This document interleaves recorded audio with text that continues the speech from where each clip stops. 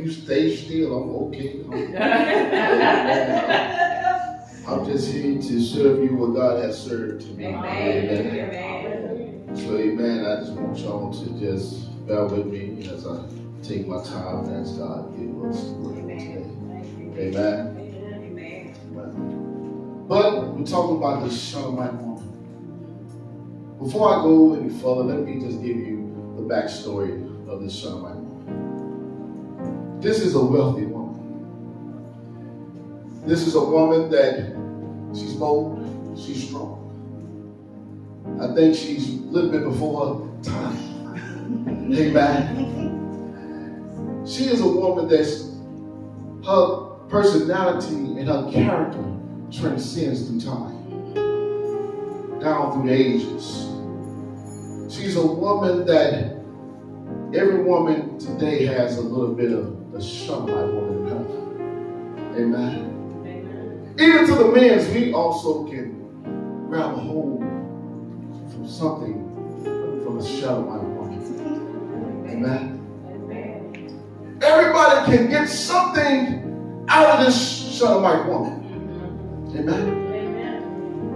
She's strong, courageous. She just don't take no to be the final say so. Amen. Amen. To Shunammite woman. And as we understand a little bit of her backstory, we see that Elijah wants to bless her. And the reason why Elijah wants to bless her, because she decided that she wanted to bless the man of God.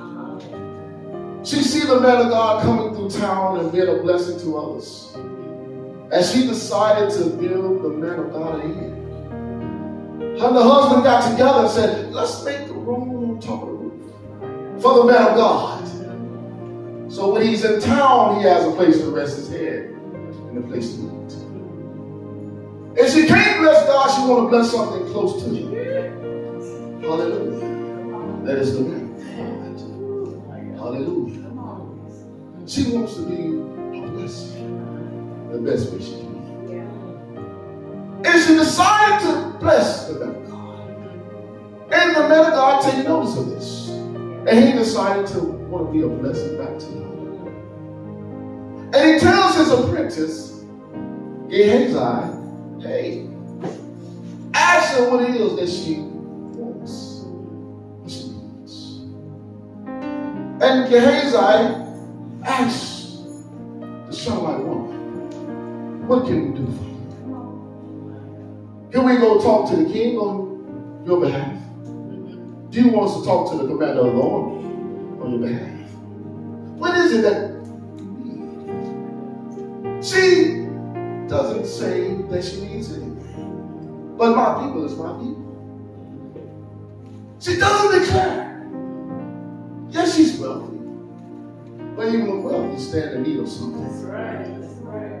But she doesn't make it known that she's in need. And the man of God is waiting for her to make a request. Yes, I'm in need of something. And Gehazi says, you know what? She's without a son.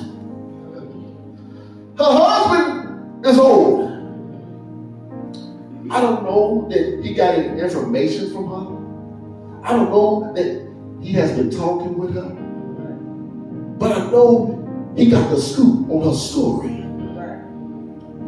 That she's without a son. And that her husband is old. So Gehazi has mentioned this to Elijah. And said, Elijah, this is where the woman's at. Even though she has not said anything, this is what I believe she's in need of. And I know she's in need of it. Because when the man of God declares, by this time next season, you will be with somebody. The tables has turned. The story has twisted. Because she begins to tell the man of God, like some of us would say, don't deceive me. In modern day terms, we might say, quit playing with me. Quit playing with me. You lying. Come on, somebody. There's a reason why she has said this. God has given me insight.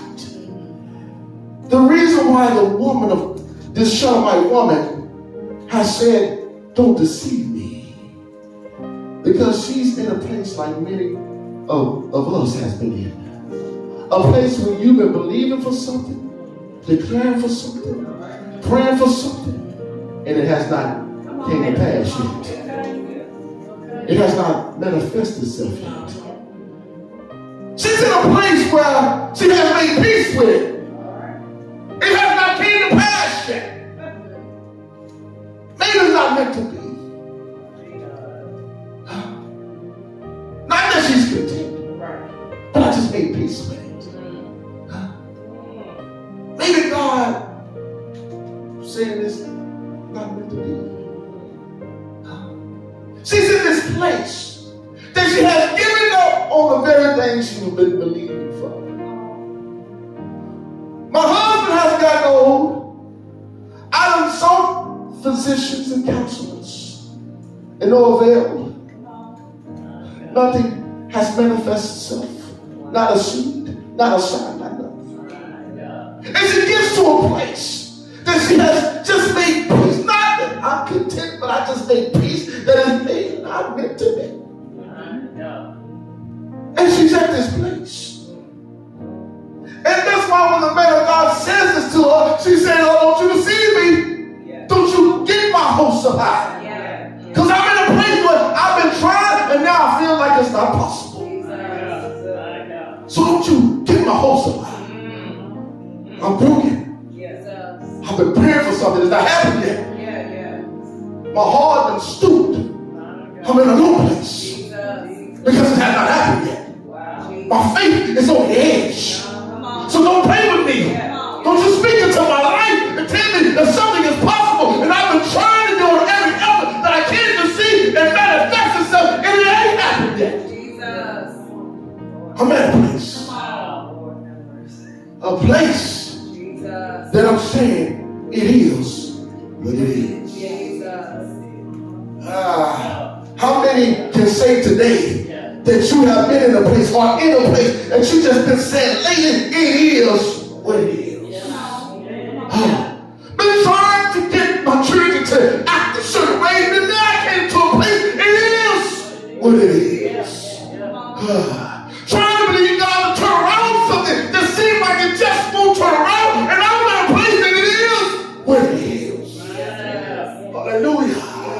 Trying to see my dreams from the past, but it seems like it's going in a hole. So I come to a place, it is what it is. Get some news from the doctor over the same report to the point I'm just saying, God, it is what it is. Not even praying about it no more. Not even declaring about it no more. Not even speaking over it anymore. I'm just in a place that it is what it is.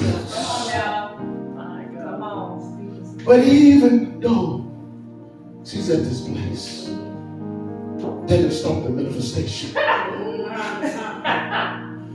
Even though she's at a place of giving up, by this time next season, the next year, the manifestation shows up. The manifestation shows up. Breakthrough is here. Even though she gave up on it, God didn't give up on her. Grace and mercy is bad. Even when we get to a low in our weak state and we stop believing and we stop trusting, and even though in our low moments, God still remembers your request. Come on, somebody. I don't care if it was 10 years ago, he still said, I remember. Even though you forgot about it, even though it's been delayed, even though you ain't seen it through, I'm still watching over that thing. Hallelujah. I'm still watching over that thing. I remember your prayers. I remember your night that you cried and you had that request and you made it known before me. I remember. Even when you forget, I have remember. Jesus. Yes, sir. And it has gone before me. When you let it go, I picked it up. Jesus. Understand that. Jesus. Thank you. God is not unrighteous. God is a God that always remember your labor of love. He will remember your labor of love. He remember the times when you was at your strongest. Yeah, thank you. He remember the times when you did give the sacrifice and you didn't have it to give. Come on. And now you're in the place that your faith is at a low. But God said, I'm not remembering where you at right now, but I am remembering what you done for me. I am remember how you gave to me. I am remember how you sacrificed me. When you're at your strongest moment, I remember how you worship me, how you praise me, how you labor before me day and night. I remember. And now you're in a low place. Hallelujah. I'm not going by your low place. I'm going by your high place. The place where you visited me. Come on, somebody. The place where you stood for me. Was faithful, committed when others were. Come on, somebody. I remember. The Father is saying, I remember. And here she is with the manifestation. The child is here. The son is here. And she's looking at something that she gave up on. She's looking at something that she walked away from. She's looking at something that she closed the book on. She's looking at something that she didn't have faith to believe on. She's looking at something, hallelujah, that she moved on from. And she's looking at the manifestation, the glory of God before her very eyes. It's funny how God surprises us. It's funny how God surprises us. I know we always say to expect, but sometimes I'm just here to tell you, you got to expect the unexpected. Because sometimes God just do the unexpected things. He blesses us emotionally we're not even looking for. Here she is, was not expecting it. But here comes God. Surprise.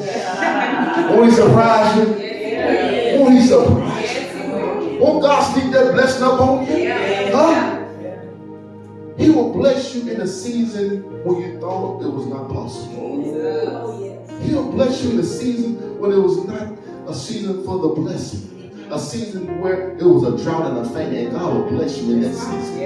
Hallelujah. He will surprise you. And he has surprised this Shunammite woman with a gift from above. And she's looking at the manifestation right before her very eyes.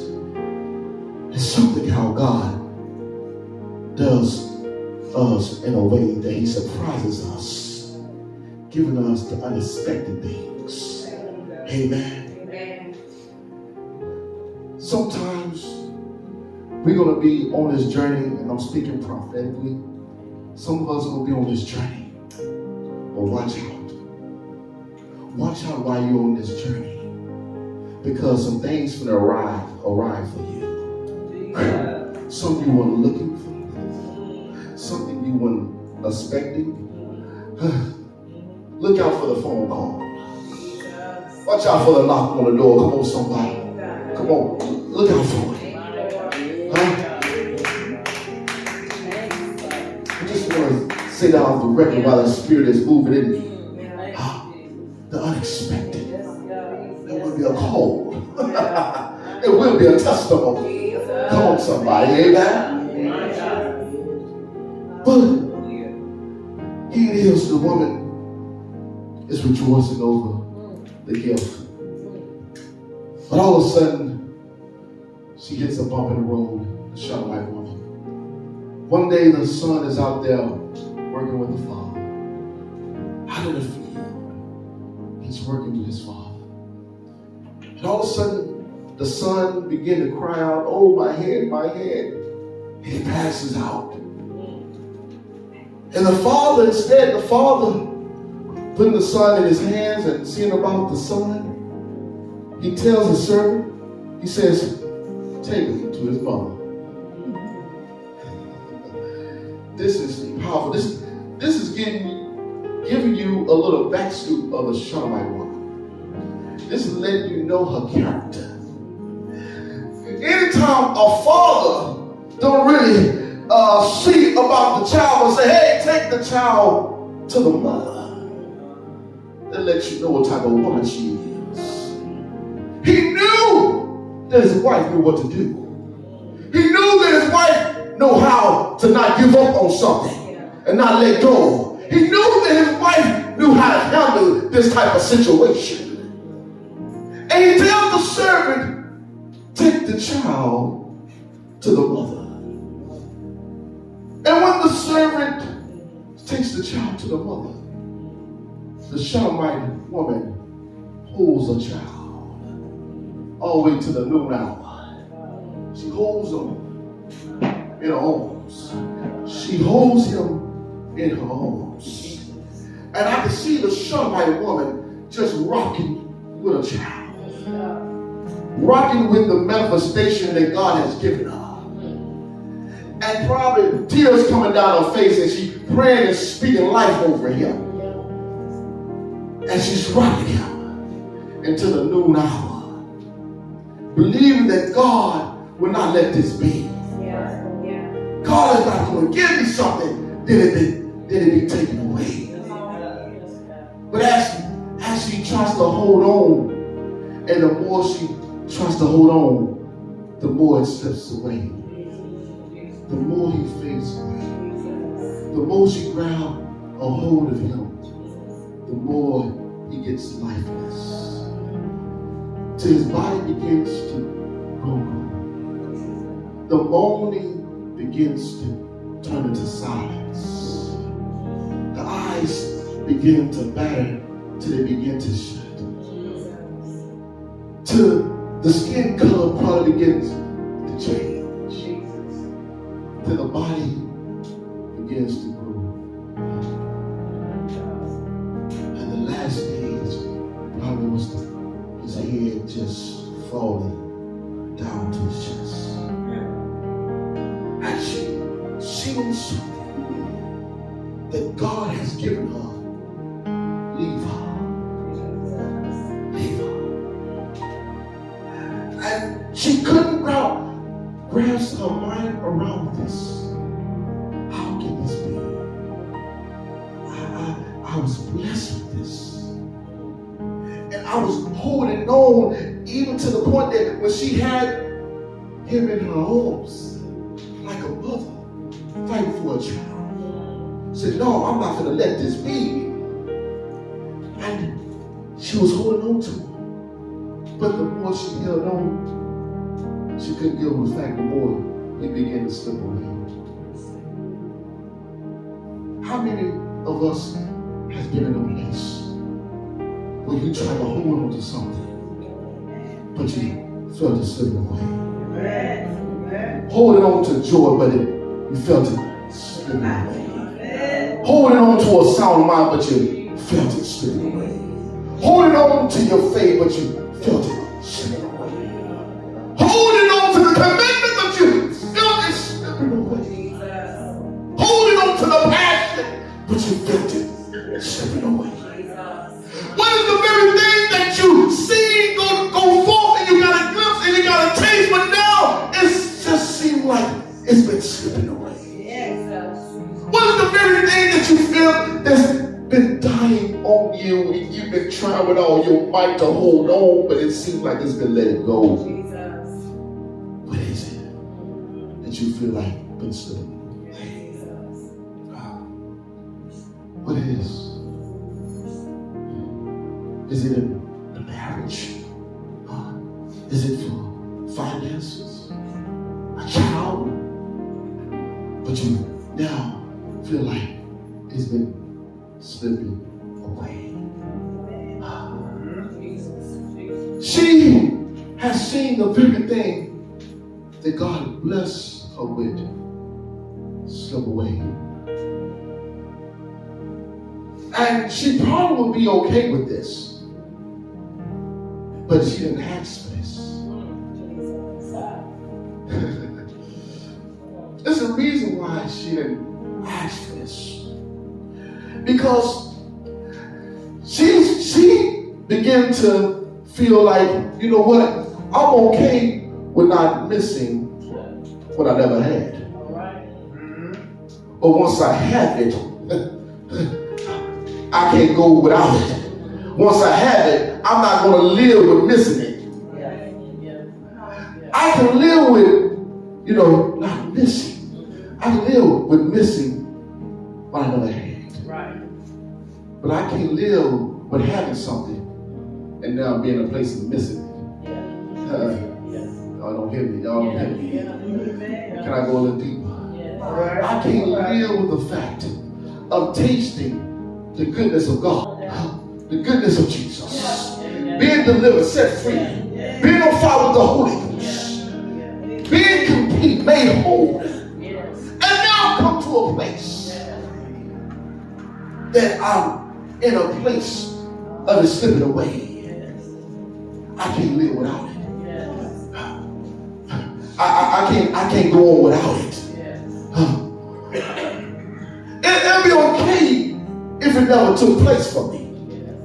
I'd have been all right if I never taste the goodness of the Lord. But now since I taste the goodness of the Lord, I'm at a place that I can't live without it.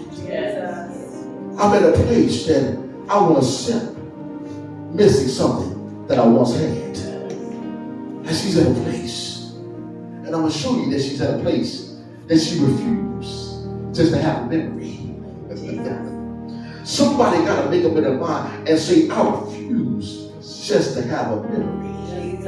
I will not just look back and say, look what God did. But I will declare and say, look what he's doing. She said, I refuse to talk about what I once had. I'm going to talk about what I do have. And what she did next makes this woman, the Shunammite woman, to make her story unfold and be told. She takes her son and she lays her son on the man of God bed. And when the father comes in, she tells her husband what she's about to do. She said, hey, tell the servant to get the mule. Bring the mule and saddle the mule up.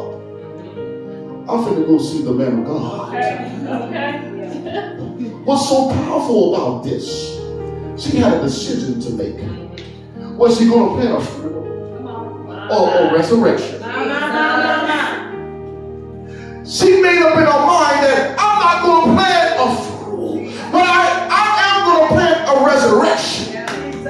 I don't know what you've been speaking out of your mouth. I don't know what you've been thinking on. But it's time to think on life. It's time to think that God will revive you, will revive the marriage, will revive the home, will resurrect some things in your life, to bring some things to pass that you've been waiting on. It's time for the resurrection. Quit planning funerals. Come on, somebody. She didn't get the family together. She didn't get no obituary. She didn't do none of that. She said, look here, I'm planning a resurrection. Hallelujah. The father was looking at her like, what is she doing? And the father steps in like, hey, babe, you ain't going to wait until the new moon or the Sabbath. Just wait. Just like those men are. You know those men, we'll tell a woman to wait in a minute. Yeah, we're good on patience. Very good on patience. Sometimes we can have too much patience. I'm just being honest. I'm talking for the men. But we balance our wives out. You know it. But our wives know where to go. Know where to do. A woman won't wait. Go on somebody. A woman said, it got to be done. You take it too long. And sometimes we do take too long. Sometimes we too patient. And that's why our wives have to jump in front of us sometimes.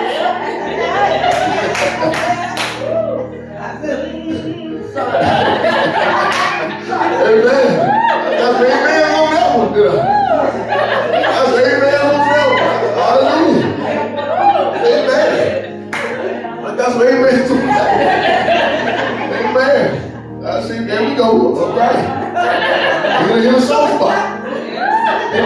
breaking it. Amen. But the Shunammite woman has declared that she's not going to wait on a certain time or a certain day. She's not going to wait when it gets Saturday or Sunday. When you are in a place of desperation, when you get desperate, you don't wait on a certain time or a certain day. If you got to get it on Monday, you're going to get it on Monday. Come on, somebody. You're not going to wait till Saturday come or Sunday. If you got to get it Tuesday, you get it Tuesday. If you got to get it in your living room, you'll get it in your living room. Come on, somebody. Hallelujah.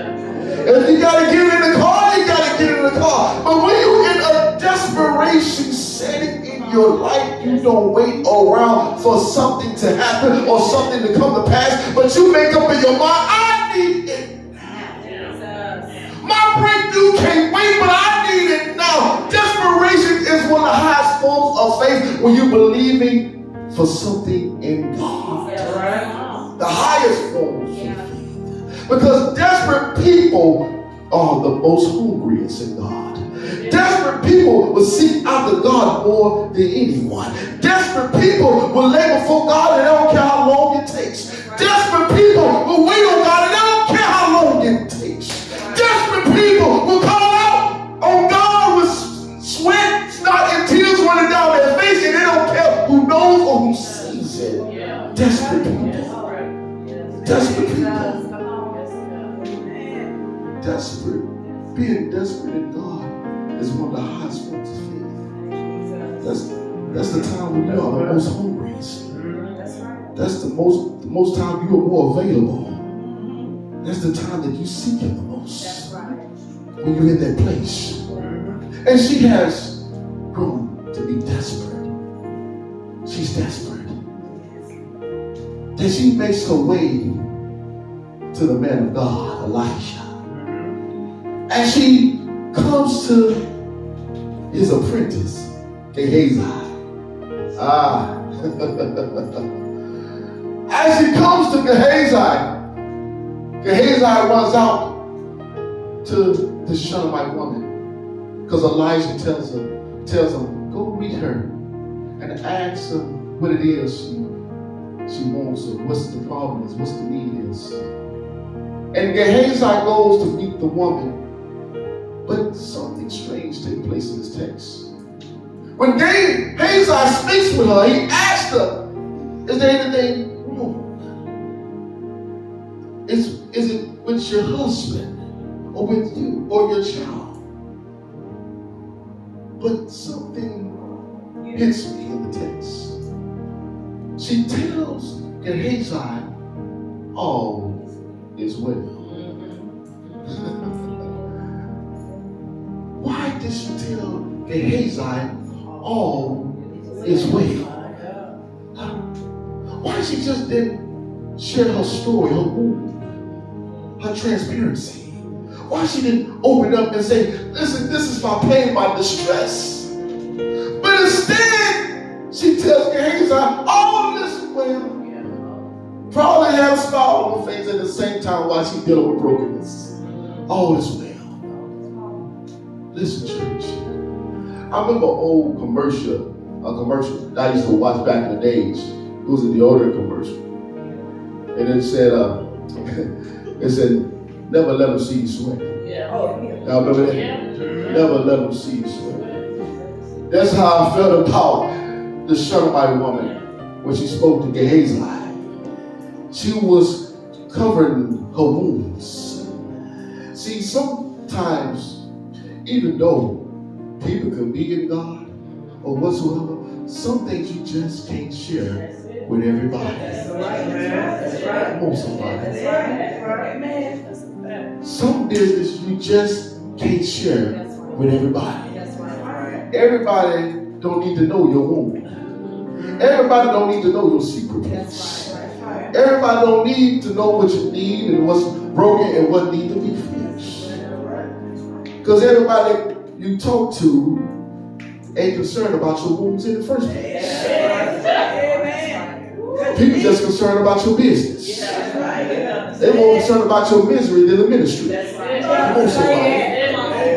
Say it. They'd rather talk to you about your wound and not talk about how to solve it. That's right. Some people you can't share everything with. And the Shunammite woman shows us this in the story, even though this is the apprentice. This is Elijah's apprentice. But she feels like I can't take that chance to share my distress with you. And you misdiagnose me.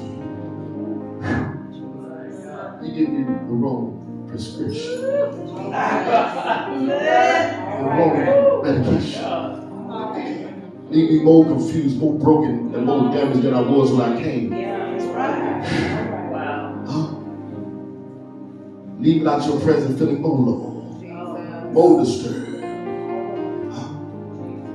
She couldn't take a chance with sharing this information with Gehazi.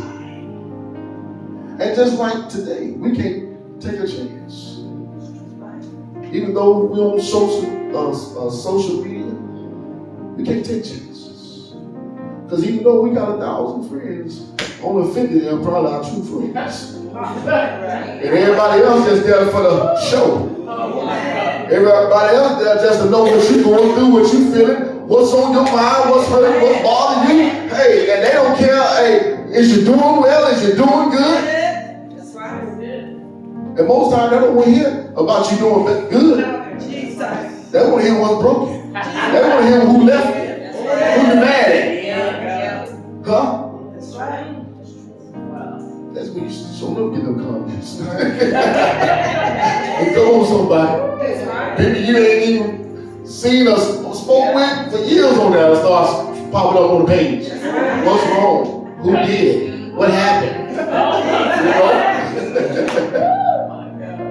What I'm trying to say, some people, they're just for the business. That's right. Not for the solution.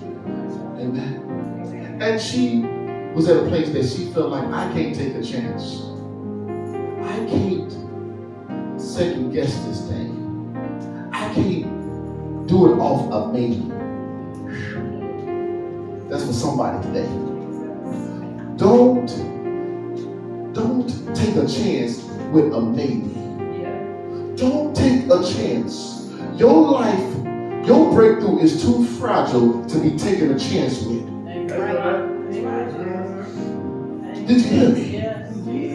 Your dream, your vision, your goal is too fragile to take a chance with a maybe. That's right. Maybe this the one. Maybe this the one I should connect with. Maybe, I should speak with them. Maybe I should go over here. Maybe I should do this. No. I can't take a chance with a maybe. It's too fragile. My breakthrough is too fragile. What I need from God is too fragile to be taking a chance. I can't do it off of maybe. Maybe I need to pray. No, I need to fast. I need something that's guaranteed. You need a guarantee. Do you hear me? And the Shunammite woman bypassed Gehazi and got to the guarantee. She bypassed Gehazi. She bypassed the maybe and got to the guarantee part. All right, come on. She got to Elijah, the guarantee. Yeah. And when she got to Elijah, she grabbed a hold of his feet. My God. She grabbed a hold of the man of God's feet and began to let out the distress. She began to let out her tears. She began to let the man of God know that all ain't well. She got to the guarantee part. She bypassed the maybe. I bypassed flesh to get to the spirit. I bypass who I know just to get to the altar. Elijah's feet represents the threshing floor. Represents the throne of God. Represent the altar. And I'm coming to a close. I don't know who I'm talking to today. say today, will you make your way to the altar? Will you make your way to the place where there's a guarantee? Yes. Where there's a guarantee. Or will you let Gehazi stand in your way? Will you leave out today with a maybe? Maybe I'll go back home, I'll pray, I get my word, and I'll be like. But will you say, no, I got to get to a guarantee. I'm not going to wait another minute, another hour. I'm in desperation. And I need a guarantee. And I'm opening up the altar right now. This has nothing to do with flesh, but the Spirit of God. I don't know what it is you're standing in. I don't know what you've been doing. What's been keeping you up all in the middle of the night. Or what's been on your mind. But today can be your day. Will you make your way to the altar? Will you make your way to Elijah's feet today? Will you make your way? Or will you let Gehazi stand in your way? Will you trust in a maybe? Or will you trust in something that's guaranteed? God is anointing the altar today. It's prophetic. I'm not going to do nothing to inspire you. But God is waiting.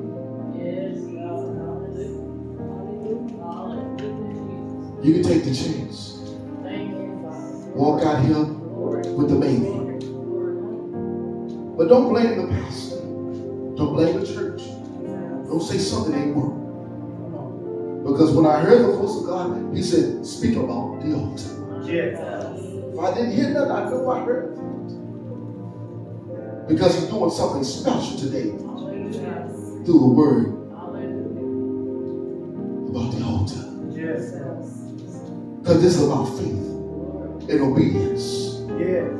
Will you hear the voice of God today and say, I got to get to